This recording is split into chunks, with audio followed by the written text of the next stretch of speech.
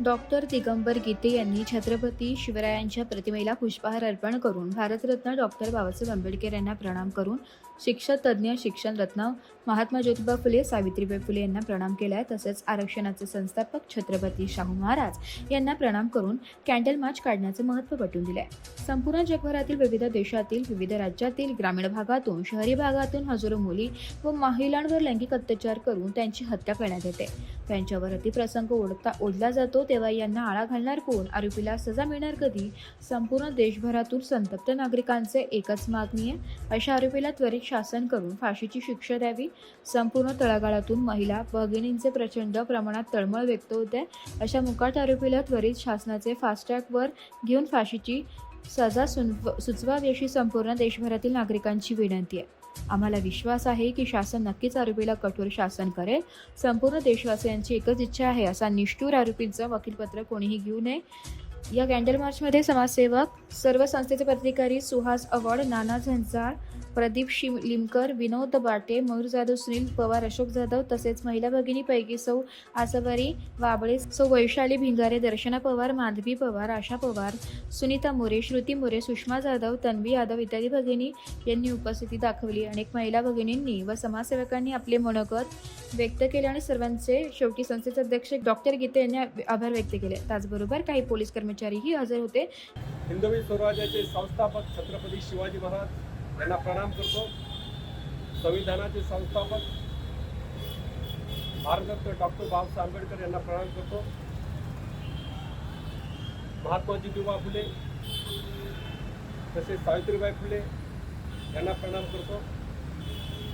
आज आपण पाहत आहात संपूर्ण देशभरातील विविध देशातील आणि संपूर्ण जगभरातील विविध राज्यातील महिला मुलीवर अत्याचार होत आहे, अत्याचार करून हत्या केली जात आहे। तेव्हा अशा प्रकारच्या ज्या लैंगिक अत्याचार आणि हत्या होत आहेत अशांच्या विरोधात, त्या आरोपीच्या विरोधात आपण आज जाहीर निषेध व्यक्त करत आहोत कॅन्डल मार्च काढून। तेव्हा ह्या अशा आरोपीला जास्तीत जास्त सजा म्हणजे फाशी व्हायलाच पाहिजे अशी आमची मागणी आहे।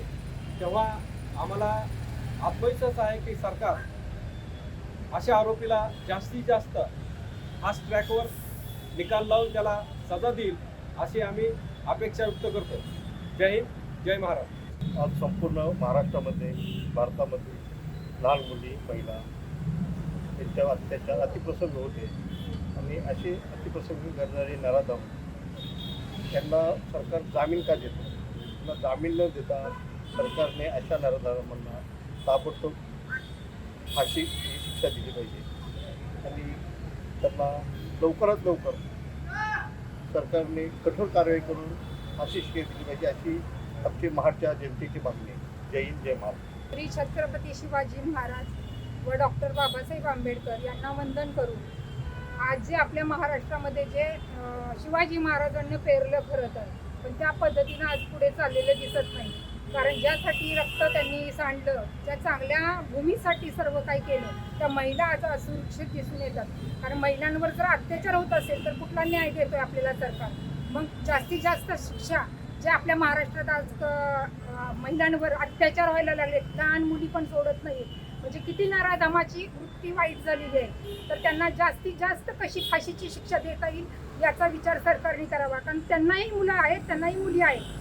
मग प्रत्येक जनमानसात जर त्याचं जर आम्हाला जर न्याय मिळत नसेल तर त्या सरकारचा काय उपयोग? मग सरकारने याचा विचार करावा आणि योग्य तो न्याय आम्हाला महिलांना पण मिळावा। कारण महिला या सुरक्षित महिला महाराष्ट्रात राहिल्याच पाहिजे आणि त्यासाठी प्रयत्न सरकारने केले पाहिजेत। आम्ही तर समाज आहे, पण ज्या मुलीवर जर अत्याचार होत असेल तर प्रत्येक पालकांनी आपली पण मुलगी आहे हे समजून सगळ्यांना सपोर्टिव्ह राहिलं पाहिजे। का आपल्याच घरात झालं म्हणूनच फक्त आपण हे करावं, पण बाकीच्या पण महिला आहेत तर त्यांच्या सर्वांचं ते आपल्याच मुली आहेत अशा समजून त्यांच्यासाठी सपोर्टिव्ह करा आणि जास्तीत जास्त त्या व्यक्तीला शिक्षा व्हावी यासाठी प्रयत्न करा। सरकारला हीच विनंती आहे। मी सौ आसावरी वाबळे, महाड, जिल्हा रायगड। जय हिंद, जय महाराष्ट्र। महाराष्ट्राचे आराध्य दैवत श्री छत्रपती शिवाजी महाराज, राज्यघटनेचे शिल्पकार डॉक्टर बाबासाहेब आंबेडकर यांना वंदन करून आपल्या भारत देशात, महाराष्ट्रामध्ये हे महिलांवर अत्याचार घडल्याच्या ज्या घटना आहेत या दरवर्षी जास्त प्रमाणात पाहायला मिळतात। आता अशा घटनांवर सरकारने कठोर कारवाई केली पाहिजे आणि त्यांना कठोर म्हणजेच फाशीची शिक्षा देणे हीच एक कठोर कारवाई आहे आणि अशी कारवाई लवकरात लवकर झाली पाहिजे आणि इथून पुढे अशा घटना परत घडल्या नाही पाहिजे यासाठी सरकारने प्रयत्न केले पाहिजेत. धन्यवाद. एस मराठी न्यूजसाठी कोकण विभागीय संपादक निलेश लोखंडे, महाड.